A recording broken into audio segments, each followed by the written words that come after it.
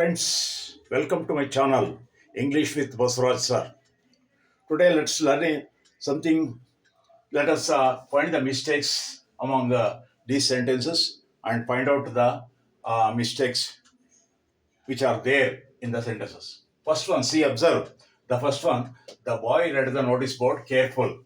It should be carefully. ಆ ಹುಡುಗ ಎಚ್ಚರಿಕೆಯಿಂದ ನೋಟಿಸ್ ಬೋರ್ಡ್ ಅನ್ನು ಓದಿದ ಅನ್ನೋ ಅರ್ಥವನ್ನು ಕೊಡುತ್ತೆ.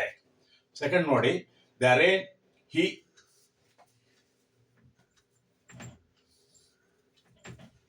ಸೆಕೆಂಡ್ ಲೈನ್ ನೋಡಿ, ಈ arranged the things neat. It should not the wrong ways with the word neat. It should be neatly. Observe the third one. The child cried loud. It should not be loud, but loudly. Fourth one, Ravi hard plays games. It should be Ravi hardly plays games. Hardly plays games. ಅಂದ್ರೆ ರವಿ ಆಟ ಆಡೋದೇ ಕಡಿಮೆ, ಅಪರೂಪ ಅನ್ನೋ ಅರ್ಥನ ಕೊಡುತ್ತೆ. Fifth one, the boy ran quick. ಇಲ್ಲಿ ಎಲ್ಲಿ wrong ಇದೆ ಅಂದ್ರೆ ಪಿಕ್ ಅನ್ನೋ ಪದದಲ್ಲಿ ರಾಂಗ್ ಇದೆ. ಆ ಹುಡುಗ ಜೋರಾಗಿ ಓಡಿದ. It should be quickly. ಹಾಗೆ ಇನ್ನು ಕೆಲವು ಸೆಂಟೆನ್ಸ್ಗಳನ್ನ ಗಮನಿಸೋಣ. Correct the following sentences.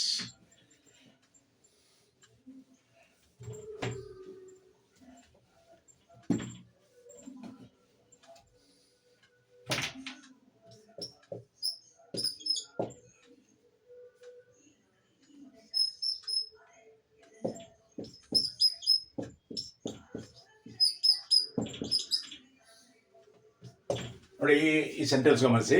He is in the train ಅಂತಿದೆ. ಅವನು ಟ್ರೈನಲ್ಲಿ ಪ್ರಯಾಣ ಮಾಡ್ತಾ ಇದ್ದಾನೆ.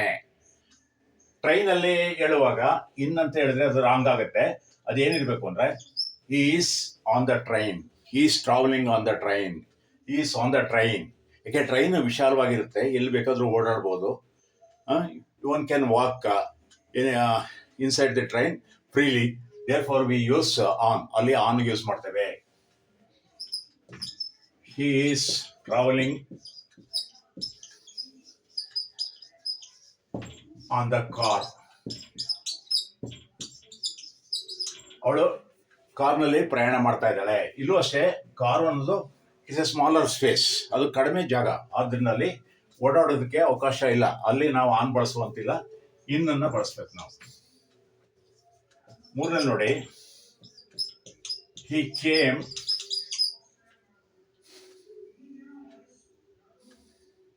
on 5 PM today. ಅವನು 5 ಗಂಟೆ ಬಂದ ಅನ್ನೋದಕ್ಕೆ ಯಾವಾಗಲೂ ಟೈಮ್ ಹೇಳ್ಬೇಕಾದ್ರೆ ಆನ್ ಬಳಸುವಂತಿಲ್ಲ, ರಾಂಗ್ ಅದು. ಅದ್ರ ಬದಲು ನೀವೇನ್ ಬಳಸ್ಬೇಕು ಅಂದ್ರೆ ಅಟ್. ಈ ಕೇಮ್ ಟೈಮ್ ಅನ್ನು ಹೇಳ್ಬೇಕಾದ್ರೆ ಅಟ್ ಅಂತ ಹೇಳ್ಬೇಕು. ಹಾಗೇನೆ she lives. She lives on Mysuru. On Mysuru. ಇದು ಆನ್ ಅಲ್ಲ, ಇನ್ನದು. On wrong. ಸಿಟಿ ಹೇಳ್ಬೇಕಾದ್ರೆ, ಟೌನ್ ಹೇಳ್ಬೇಕಾದ್ರೆ ಯಾವಾಗಲೂ ಕೂಡ ಇನ್ ಹೇಳ್ಬೇಕು. ಐದನೇದು, I sat among Ravi and Kiran.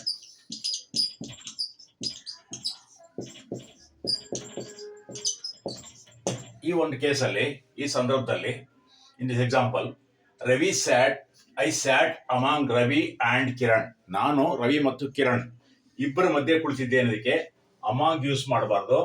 ಅದ್ರ ಬದಲು ಬಿಟ್ವೀನ್ ಯೂಸ್ ಮಾಡಬೇಕು. ಬಿಟ್ವೀನ್ ರವಿ ಅಂಡ್ ಕಿರಣ್ ಮಧ್ಯೆ ಕುಳಿತಿದ್ದೆ ಅನ್ನೋ ಅರ್ಥವನ್ನ ಕೊಡುತ್ತೆ. ಬಹುಶಃ ನಿಮಗೆ ಈ ವಿಡಿಯೋ ಇಷ್ಟ ಆಯ್ತಲ್ಲ. ನಿಮಗೆ ಇಷ್ಟ ಆದರೆ ಲೈಕ್ ಮಾಡಿ, ಶೇರ್ ಮಾಡಿ, ಸಬ್ಸ್ಕ್ರೈಬ್ ಆಗಿ ಅಂತ ಹೇಳ್ತಾ, wish you all the success. Thank you.